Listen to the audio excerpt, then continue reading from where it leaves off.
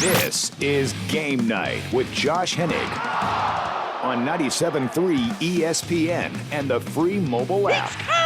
Now, live from the Matt Black Kia Studios. Oh, what an attack! What a move! Here's Josh Hennig.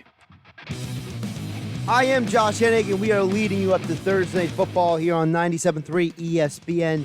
The Packers versus the 49ers. Of course, it is the less banged up MASH unit Packers versus the excessively banged up MASH unit. It's just ridiculous. It's just such a mess tonight. And that's why we got to have Andy McNamara coming on the show tonight at 6:20, because if you're someone who plays DFS or you're someone who, what do you do? What do you do with all these players sitting out? Brandon Ayuk, for example. Kendrick Bourne, for example. Aaron Jones, he may or may not play tonight. No Jamal Williams. What do you do? So we'll get into all of that and more coming up with the NFL Week 9 starting tonight. You hear all the action right here on 97.3 ESPN. Before that, you can get Andy McNamara coming up at 6:20. Talk more about it. Text board is open, 609-403-0973. Poll questions up at 97.3 ESPN still. You guys still have some time to vote on this poll. At the halfway point of the season, the 3-4-1 Eagles are in first place and favorites to win the NFC East and host a playoff game. Would you rather? Option 1, win the division. Option 2, get a better draft pick. 77.4% are saying win the division. 22.6% are saying get a better draft pick. And just like the situation last night with yesterday's poll question at 973 ESPN on Twitter, I would love to talk to the people who are in the minority. Not saying you can't text in your opinion about why you want them to join at 609-403-0973 in the PlaySugarHouse.com text board, but I would genuinely like to know, what do you think a better draft pick is getting you? Because if you recall earlier this week, we had Eric Edholm on here on Game Night, and we talked about how this whole college football season, with teams not playing the same number of games, people opting out, so much uncertainty going on, there's a party that looks around and says, do I really know for sure who is the best player at each position? I'm not sure. Eric Edholm wasn't even fully sure. People have their opinions, people have their impressions of who it is, but let's be realistic. We don't know 100% for sure who the best players are because we don't have a lot of tape on these guys. Heck, there are 7 games, college football games, pulled from the schedule this weekend because of COVID-19 testing. So as a result, there's 7 more games off the schedule on a season where numerous games have been pulled off the schedule. So you're telling me that in a year of complete uncertainty with the NFL draft and with the NFL in general, that you think getting a better draft pick is going to matter that much in the grand scheme of things? I'm sorry, but you're out of your doggone mind. Because let's be realistic. What does getting a better draft pick really mean? The Philadelphia Eagles, in the last 2 decades, have had picks in the top 15 a handful of times. And who have they picked in those handful of times? They've picked Carson Wentz, they've picked Lane Johnson, they've picked Derek Barnett, they've picked Donovan McNabb. And they've picked Fletcher Cox. So what you're telling me is that you have a roughly about a 50% hit rate. Right? Lane Johnson, great pick. Fletcher Cox, great pick. Brandon Graham later became a good pick. Donovan McNabb, I think most people would say that was a good pick. Derek Barnett, not looking so good. Nelson Aguilar, top 20 pick, not looking so good. Carson Wentz, jury's still out. Depends on what day of the week it is when you ask an Eagles fan. So you barely get more right than wrong when it comes to your top picks. So please, correct me if I am wrong. But does getting a better draft pick really mean anything if we hear people tell us all the time, well, Harry Rosen doesn't know how to evaluate talent? They're going to mess the pick up anyway, right? Under that theory. Doesn't winning the division mean that you are a winning franchise? Doesn't it mean that you are better than the Cowboys, better than Washington, better than the Giants? Doesn't making the postseason now for 4 straight years mean that you have to be considered one of the perennial contenders in the NFC, even in a insane, topsy-turvy, upside-down, backwards COVID-19 year that we're dealing with? In what world, and please correct me if I am wrong, 609-403-0973, in what world does getting a better first-round pick really matter that much for an Eagles team that you could argue if they were healthy, there wasn't a pandemic this year, and the world wasn't turned upside down on its head because of everything going on outside of sports, you could argue that instead of the Eagles being 3-4-1, they would probably be more likely 5-3 and winning the division. Again, the poll question at 973ESPN on Twitter. Halfway point of the season. Would you rather the Eagles win the division or get a better draft pick? You could also text in and join the conversation, 609-403-0973. The Get on the Conversation, the PlaySugarHouse.com text board. Because let's be realistic. The Eagles find a way to get in the playoffs every single year lately. Despite the injuries the last 2 years, they find a way to get in, and they find a way to be competitive, despite all odds against them. Or is that Against All Odds, the rap album of Deshaun Jackson? Never mind, anyway. But more seriously, the Eagles find a way to make the postseason. And to be a perennial contender has way more value than getting a high draft pick. Because when you start chasing draft picks, when you become the guy who's constantly chasing the draft, you know what happens? You become the Browns. You become the Bengals. You become the Raiders. You become teams that can't make the postseason. You know, the Atlanta Falcons have a lot of high draft picks on their roster. You know, Matt Ryan, Julio Jones, Calvin Ridley, some really talented players. Jake Matthews, the offensive lineman. Where's that got them? Losing record. What that got them? Get to Super Bowl and choked. You know what, being a perennial contender got the Eagles more and more shots to win a Super Bowl, and they finally won it. People act like draft picks are universal. They're not. Having a high draft pick in the NFL is completely different than the NFL, the NBA, which is completely different than the NHL, which is different than Major League Baseball. Each sport has a level of value with their picks. In the NBA, if you get a high draft pick, you have a higher percentage of hitting and getting a star. In the NFL, it's hit or miss. And for the Eagles, they have an opportunity to put their hand on the NFC East and say, this belongs to me. We're at the halfway point of the season. In election terms, that means 50% of the returns are in.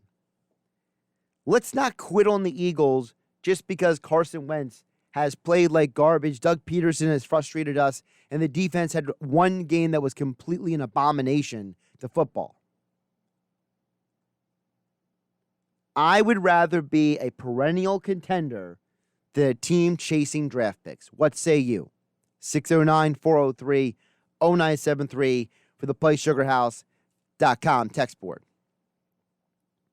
Dan from EHC says, I definitely would rather make the playoffs because the draft is so hit or miss. See, Dan, I feel the same way because there's no guarantee that if you get the pick, the draft's going to go the way you want. Especially with the Eagles' hit-or-miss history of draft picks. Yeah, they've had some great draft picks like Lane Johnson and Fletcher Cox and other guys like that, but they've also had Derek Barnett and Nelson Aguilar. What am I supposed to do with that? Sure, in the second round, they've gotten Dallas Goedert. They've gotten Zach Ertz. But they've also walked out of drafts with guys who've done nothing. Whatever happened to Nate Allen anyway? He was a late first round, early second round draft pick, right? Whatever happened to that guy? Nothing. Give me the chance to win every single year over the chance to maybe get a pick, and it may be working out. 609-403-0973 on the PlaySugarHouse.com text board. Liam Buna chimes in and says the season isn't over for the Eagles, just like the Eagles were riddled with injury. Could easily happen, impossible playoff team by the time when they get healthy. Chance at the playoffs for a draft pick would make no sense at this point. That's Liam Buna. Yeah, and I agree with that because this idea that this team is so far gone, basically what you're saying is that you don't pay attention to football. See, the person to me who sits there and thinks that getting a draft pick is a better option, in my eyes, the person who sits there and says, oh, well, we need to get a linebacker with a high pick. Do you pay attention to the draft? The Eagles could have had a linebacker when they drafted Jalen Reagor.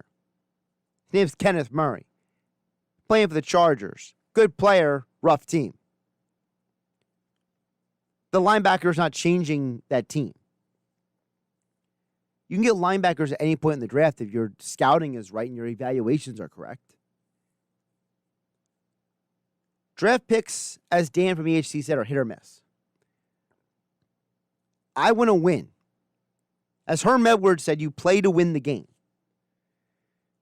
That's the mantra in football because you have 16 games in the NFL during the regular season. You have a handful of opportunities to win games each and every year. You have a handful of opportunities to assert your dominance and make an impact on the league. To sit there and be the person who wants to treat football like basketball, that's just short-sighted. It completely is. Because at the end of the day, you don't need a quarterback to fix this team. You need this team to be healthy, and you need to get depth. And you don't get depth in the first round. You get starters in the first round. You get depth in the second, third, fourth, fifth, sixth free agency. To me, the Eagles have and always will be a team that should be chasing the division crown. Because the degree of separation between them and the division comes down to one thing. The Eagles have stability, and the other organizations don't. Now, the other organizations are trying to catch you. So in order to stay ahead of them, you got to keep winning. The Cowboys are at a point where they're going to start a quarterback this week who has bounced around between 5 different NFL training camps and was a high-level player in the AAF. The Washington football team has a lot of quarterback questions, too. I'm not even fully sure how good their offense. I think their offense is pretty questionable. The Giants, they're one Daniel Jones bad decision away from losing another game. The Philadelphia Eagles have found ways to win games this year despite Carson Wentz's bad decision-making. That tells me this team is much closer to be a contender than a team that has to hit the reset button. We'll get more of your text messages coming up this hour, 609-403-0973 on the PlaySugarHouse.com. Text board 609-403-0973. Coming up on the other side, Andy McNamara from Sportsnet. We'll talk more NFL Week 9 with him. Also, some fantasy football advice for all of you out there who are still in a position to try to win your league. I'm Josh Hennig. This is Game Night on 97.3 ESPN FM and the 97.3 ESPN mobile app, powered by First Bank of Sea Isle City. You're listening to Game Night with Josh Hennig on 97.3 ESPN and the free mobile app. Josh Hennig here on Game Night on 97.3 ESPN. We'll get back to your text in just a bit at 609-403-0973. But joining me right now on the Boardwalk on the hotline, as he does each and every Thursday, he is Andy McNamara. Following him on Twitter at AndyMC81. With everything going on in the NFL, it seems like every week there's a new set of challenges when it comes to evaluating the league, evaluating your fantasy lineup. So we're going to all of that and more right now with Andy McNamara on the Boardwalk on the hotline. Andy, how is Thursday treating you? Josh, it's good, man. It's follow the bouncing ball when it's who's going to play tonight, who's not, who's on the COVID list for Sunday. The tracking portion of fantasy football is more important than ever, because if you take your eye off it, you're just like, oh, I set my lineup. You might have 2-3 guys out that you didn't even know about. This is crazy. Well, let's start with some of the latest news to come down. So just about an hour ago, the news came down, according to not ESPN, not CBS Sports. No. It's the Green Bay Press Gazette. Okay. They confirm that Aaron Jones is expected to be active tonight, but it doesn't mean he'll have a full-time role. What does that say to you, Andy McNamara? That is probably the worst news for fantasy players, Josh, because at least if you knew he was out, you could make plans. If he was cleared 100%, you could make plans.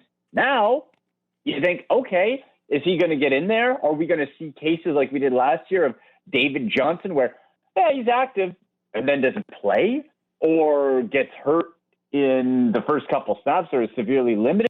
And if that's the case, who the heck else are you playing for Green Bay at running back? It turns into a real guessing game here because, when you look at the other options, you're kind of guessing like, okay, Tyler Ervin looks like he should be the next best running back, but really we don't know. Could be Williams, right? Like you can sprinkle a whole bunch of different guys in and you don't know. So if I'm playing DraftKings, for example, I'm not picking Aaron Jones. I can't, right? Like I might try to stay clear of all these running backs because it could be some weird timeshare that we're not even aware of.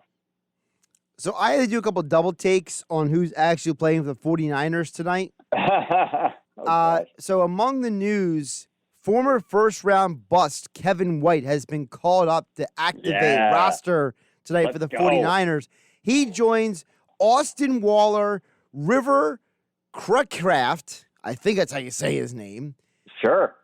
Daniel Heim, among the others on offense, replacing guys like Deebo Samuel, Kendrick Bourne, and Brandon Ayuk. Do you have any interest in any of these names for fantasy football tonight? Now, Josh, for a long time I've been a big River Crocroft guy, okay? You know that. That's on the record. That's on the record, okay? I've been big into River Crocroft. I'm just looking. He's $200 on DraftKings. I might throw him in a lineup, Josh. Why not? $200. Give me Crocroft. Yeah, this is a disaster. Does this not scream like they just hand the ball off like every time? Like we're talking like playoffs last year when Jimmy G threw it like 9 times. I'm thinking we could see less than that. Who's your top dog? Trent Taylor, I guess, if you're the 49ers, right? Like this is an absolute disaster. I think the star must play is Jermichael Hasty, and Jerick McKinnon. Those have got to be the guys. Ross Dwelly at tight end, because the last I checked, I don't believe Jordan Reed has been cleared to play for tonight. He can be, but it doesn't look like he is right now. I'm just scrolling here. No, I don't think he is. So Ross Dwelly, we saw him spot duty last year. What was fine. Like Josh, this whole thing it just feels like I'm just going to say they're fine, and that's it when it comes to the 49ers. It's terrible.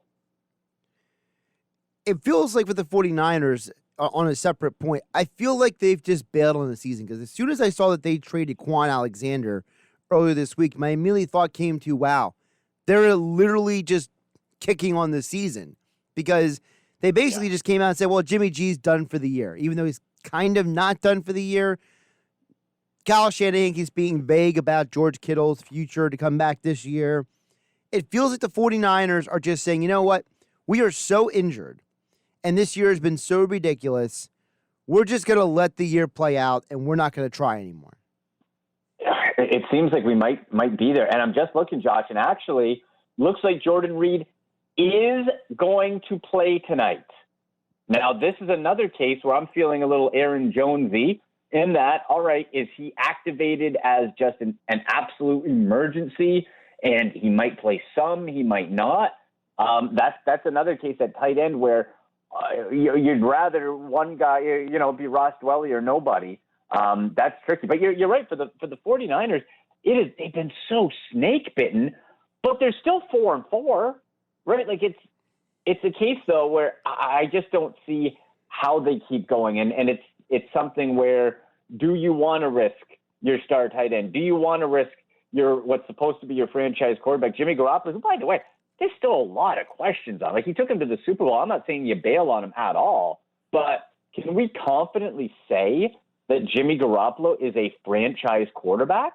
I don't think so right now. See, I'm glad you said that because I keep hearing the rumor that, and this started with Arthur Blank, by the way. So for those who don't know where it started from, this came from the Falcons' owner mouth. When he said that they weren't 100% sure that Matt Ryan was the future of that team anymore, the rumors started the Falcons could trade Matt Ryan to the 49ers and reunite him with Kyle Shanahan. And I got to think there's some scenario, because Jimmy G's contract is very front-loaded, that they could find a team to dump him off on, i.e. Brock Osweiler-esque, to get Matt Ryan to San Francisco for next year. Because, let's be realistic, Matt Ryan and Kyle Shanahan both had their best years statistically on offense with each other. Absolutely no doubt. And now if we're bringing up what ifs, you don't think Bill Belichick, who you had to take kicking and screaming by ownership to trade Jimmy Garoppolo, he did the San Francisco 49ers a favor. Maybe they can work something out where Jimmy G goes back the other way. It's not like Cam Newton's stealing the job. They're clearly not in love with Jarrett Stidham. Brian Hoyer's a warm body. Wouldn't that be fascinating if after all this, Bill Belichick gets his guy back in Jimmy Garoppolo and Matt Ryan went to San Francisco, which I think would be a phenomenal fit. And then you can have your reset in Atlanta with getting a new QB in whatever fashion they decide. That would be interesting. Absolutely. Andy McNamara joining us here on GameNight on 97.3 ESPN. You can follow him on Twitter at AndyMC81 for all of your NFL and fantasy football news and analysis. Let's get away from the Thursday night, whatever we want to call it at this point, and let's get to some other news. Some very interesting things going on in the league this week. You come in terms of a lot of different players and a lot of different situations. I want to start with the running backs because for a lot of people this year, running back has been a problem for them to get reliable action from. And one piece of information that came out today is that Chargers running back Troy Maine Pope has cleared the league's concussion protocol. Now, he got a lot more touches than people expected recently. What is his impact going to be on people who have picked up Justin Jackson or Joshua Kelly, and should they go out and pick up Tremaine Pope instead? Boy, it's a great question. I think I feel pretty confident in saying right now, Joshua Kelly, for whatever reason, is just not a big part of this offense because he's had the chance, right? Austin Eckler went down. You'd think if they were really high on him, they'd work him in, and Justin Jackson has kind of taken over that spot. I think Pope versus Vegas, who they can be run. They've given up the 6th most fantasy points to running back.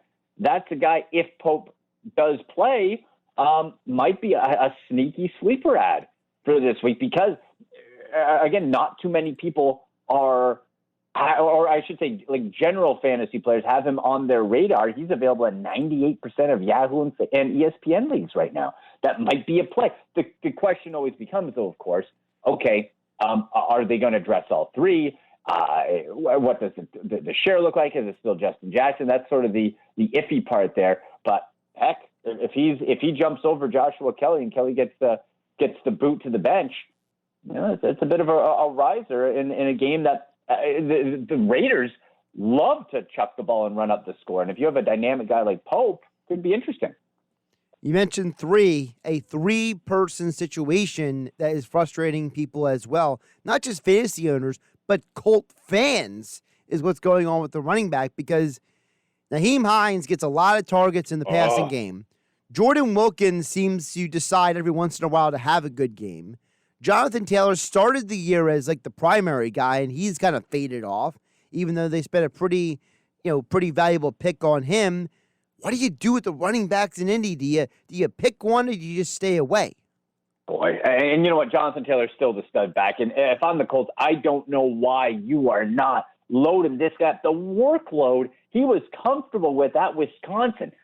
Consecutive 2,000-yard seasons, 300-plus carries in each year. This guy knows how to be the bell cow. This guy knows and is comfortable with handling the load. And it is weird because Nyheim Hines, early in the season, popped, then went quiet for like 5 weeks. Then came up, and you're right, with Jordan Wilkins, it's like, what are you doing here, sir? Right? Like, would it surprise you if we didn't hear from Jordan Wilkinson for another month? No. Right? That's the problem. Now, you got a team like the Baltimore Ravens, who matchup-wise, again, terrible. If I'm looking at this week, I'm going to try to avoid the Colts situation. Now, if you have Jonathan Taylor on your team, you probably spent a decent pick on him, so you're going to have to play him. But if you have your choice, if you're doing your DFS, your DraftKings contest, I would try to fade on really, honestly, the whole Colts situation because of that Baltimore's defense. I would try to shy away from that whole group this week. A running back that people definitely spend a high pick on is Ezekiel Elliott. And the news comes out today that he was limited at practice, listed with a hamstring. And anybody who's an Eagles fan knows that hamstring is a code word for danger, Will Robinson, danger. So, Ezekiel Elliott owners, what do you do about Elliott? I mean, Tony Pollard may or may not be available in some deeper leagues, for example. Yep. So what do you do if Ezekiel Elliott cannot go on Sunday? Yeah, well, first step, Tony Pollard, as you just said, he is currently available in 80% of most leagues, but you're right, depends. If you're in a 14, 16-team league, probably not there. If you do have, or even if you don't, like I'm a fan of, if there's a handcuff, I love grabbing them because if an injury happens like this, you can hold your pal ransom, right? And just say, Tony Pollard's pretty valuable now, isn't it? Right? Like the old Madison thing with Dalvin Cook too, and all the handcuffs. You can have that guy on your bench if it's possible. Tony Pollard in spot 2, and I really liked him coming out of the draft. I think this guy's a dynamic weapon. It'd be really good to see what he could do in this offense. The problem, again, is we're talking horrendous matchup versus the Pittsburgh Steelers. Like second fewest fantasy points allowed to running backs. The defense is just an absolute just buzzsaw. So what does that mean with, by the way, there's no Dak. There's no Andy Dalton. We're going to what? Gilbert this week? Gilbert, according to reports, is the front runner right now for the job. He was good in the AAFL, the now defunct whatever, right? Okay, he was on the Browns. You got it right. The AAF, yes. AAF, yeah. And listen, let's just say I'm not confident really in any Cowboys, which sucks because how many people loaded up and rightfully so on this Cowboys team. But if you're going to have one, Tony Pollard's in there. And you know what? He might even be playable if it was a different opponent. Like if we were talking week 11 after their bye and Zeke was hurt against Minnesota or the next week Washington, like I like Pollard even in a bit of a timeshare in PPR because of his pass catching ability with Zeke. But this week, Zeke in or out, I would try to stay away from those Pittsburgh and Baltimore games. Andy McNamara joining us as he does each week here on GameNight on 97.3 ESPN. Make sure you follow him on Twitter at AndyMC81 for your fantasy football and NFL news and analysis. Let's jump over to wide receivers. Deontay Johnson, a full participant at Wednesday's practice. It looks like he should continue to be on pace to return. But that's a difficult situation because if you're a Juju Smith-Schuster owner, for example, when Deontay didn't play, Juju got more targets. If Deontay's back in the lineup, do you go with one or the other, or do you maybe bail on both? If Deontay Johnson is fully healthy, and the matchup on the other side, of course, is the Dallas Cowboys, which we try to avoid Pittsburgh and Baltimore, you run towards Dallas and like the New York Jets. So those are the ones you want. Juju, the last couple weeks, has had a bit of a resurgence, right? But again, that comes at the expense of Deontay Johnson being out.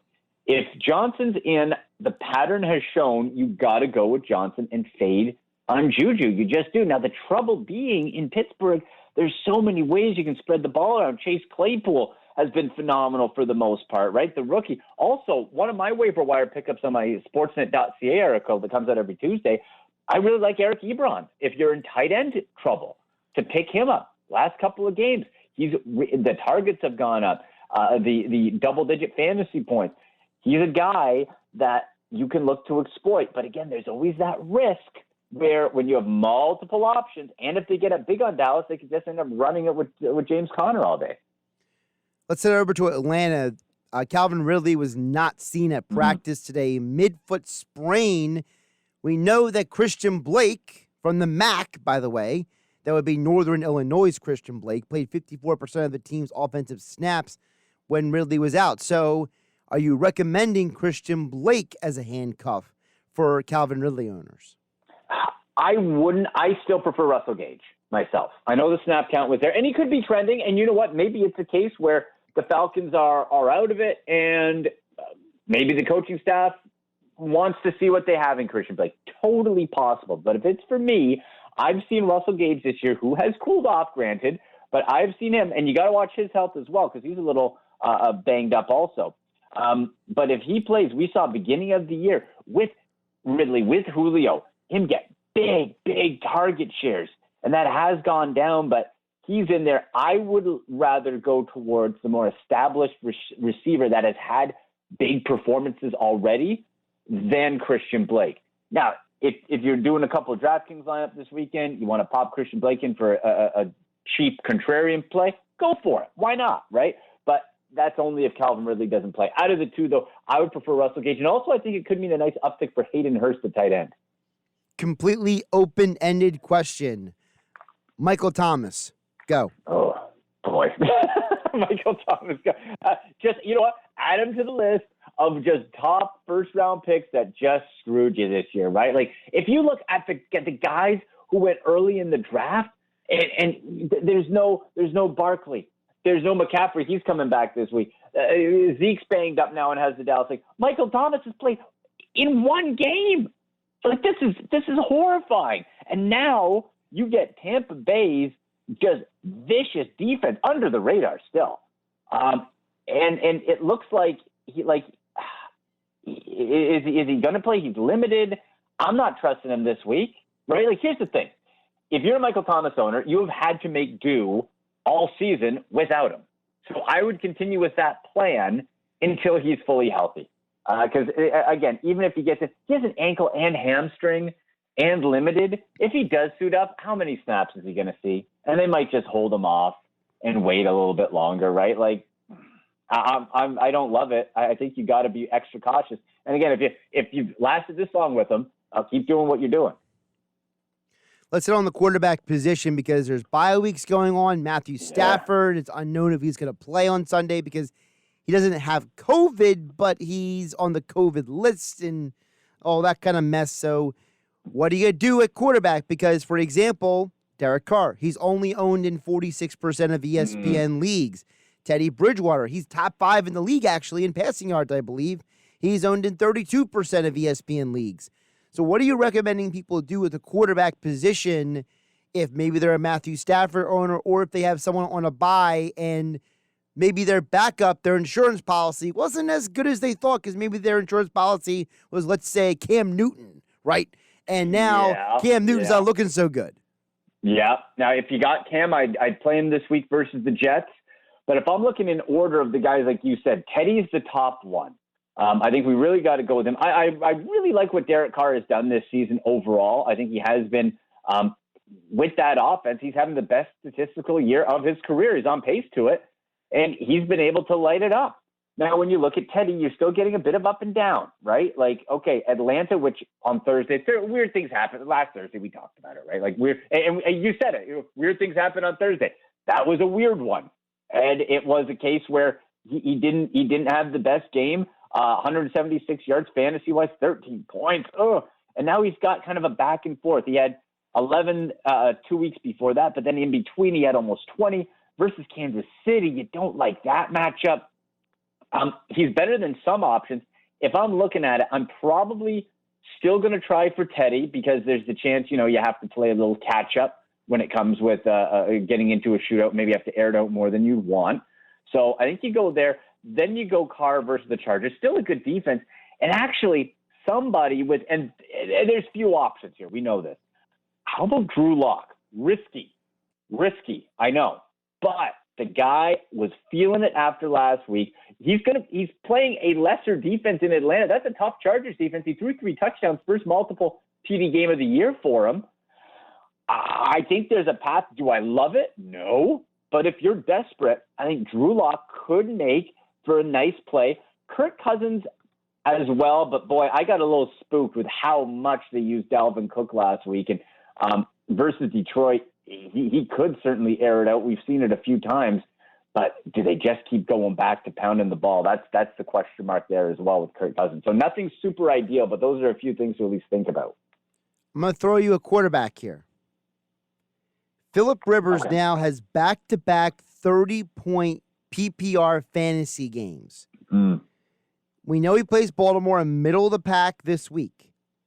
Is he a guy that maybe you should go out and maybe you don't 100% start him every week, but is he someone that you can say, hey, Baltimore, not a great defense. A couple weeks from now, Green Bay, not a great defense. A couple weeks after that, Houston, okay defense. The week after that, Raiders, not a great defense. Is Phillip Rivers a guy that maybe people should go out and grab because he's only held in under 10% of fantasy leagues? Yeah, you know what? When you look at what Phillip Rivers has started to develop into, and we have to remember, again, new team, right? He's been around forever, but this is a new team. You got the COVID thing where you had to get into a bit of a rhythm, learning the offense. And you're right, he has come on. I still, even though the Baltimore defense can sort of be middling, I still don't like that matchup. But if you're looking ahead, and I'm a fan of looking ahead to buys coming up and planning ahead so I'm not panicking the week of, right? Or oh, no, I need a quarterback. If you got room and you can have Phillip Rivers, like in 2 QB leagues, I think you pop him in, you could do worse. You have him there as a bit of a safety net if someone gets down for injury or your quarterback's going on the bye week. I wouldn't look to start him this week as a preferred thing, but I like where your head's at. You have him just in case. And if that, especially this week, if he comes out and he pops 19 or more fantasy points on Baltimore, I'm going to start to believe, because that to me says, okay, doesn't really matter who the opponent is necessarily. He's getting this offense and he's getting comfortable in it for 3 weeks in a row. Those aren't just 2 flukes. No, that's a pattern. He's Andy McNamara from Sportsnet. Make sure you follow him on Twitter at AndyMC81. Fantasy football, NFL, and more going on there. He joins us every Thursday, and all guests he appeared on the Boardwalk Honda Hotline. Andy, I think we covered a lot of ground. Yes, we did, man. Hey, you know what? Let's hope we get a good game tonight. I'm just interested to see how San Francisco works their receiver group. This is going to be a lot of like, who? If you had a program in the stadium, number who? Who's our guy? Crocroft. We're going for him. I told you, McKinnon's probably going to be the slot receiver tonight. I think so. I'm all in on Crocroft. I'm putting him in a lineup right now. And $200 on DraftKings. Let's go. Give me some Crocroft. I'll talk to you later, Andy. Take care, man. All right, buddy. Yeah. Josh Hennig here on Game Night on 97.3 ESPN, being brought to you by GMS Law. Make the right call. With 4 convenient locations to serve you, visit them online at gmslaw.com. SugarHouse.com. Your text next, 609-403-0973 on the Play Sugar House text board here on Game Night on 97.3 ESPN FM and the 97.3 ESPN mobile app powered by First Bank of Seattle City. Now, more Game Night with Josh Hennig on 97.3 ESPN and the free mobile app. Your text board messages next, as promised, 609-403-0973, the PlaySugarHouse.com text board. Place your legal sports bets at PlaySugarHouse.com. Sign up now, and the match first deposit up to $250. Must be 21 in order to play. Gambling problem? Call 1-800-GAMBLER. 609-403-0973. I'm going to take them in the order they came in. Dan from EHT says, in the Doug Peterson era, the team seems to get better as the year goes on. Regardless of health, I say the conference is up for grabs. I think you're being a very confident Eagles fan, Dan and EHT, because to me, there's a huge differentiation between the Eagles and the top teams in this conference. Because what do the Packers, the Seahawks, and the Bucks all have in common? All three of them have future Hall of Famers at quarterback. You know what the Eagles have? Carson Wentz. I think those are the three best teams. Do they all have flaws? Absolutely. But until Carson Wentz cleans up his act, I don't see this team beating any of those three teams. But I like the confidence, Dan EHT. 609-403-0973. Matt in K-May Courthouse says, when it comes to the draft, I'll just say this. Tom Brady. Also, my birthday is in January, so I want the playoffs every year. That's Matt in K-May Courthouse. Well, Matt, you were practical and you were personal. So I like that. You gave me a little variety there. I like that. Listen, Tom Brady is the ultimate overlooked draft pick guy, but there's tons of examples, right? Kurt Warner was undrafted. You have Russell Wilson dropped to the third round, Dak in the fourth round, Joe Montana was a third round pick. There's all kinds of stories of guys who fell in the draft, right? Terrell Davis was a sixth round pick? He's a Hall of Famer. Being a first, second round pick is no guarantee of any success. So you're right. And good for you that your birthday's in January, I guess. I mean, January is a good sports month, right? I mean, you got the NFL playoffs, you got the NBA starting to heat up, hockey's kind of coming around the corner, getting hotter as well. You're in the real thick of the beginning of what gets heated up as the college basketball season. It's a good month. January's a good month for sports. Let's get another text in here, 609-403-0973.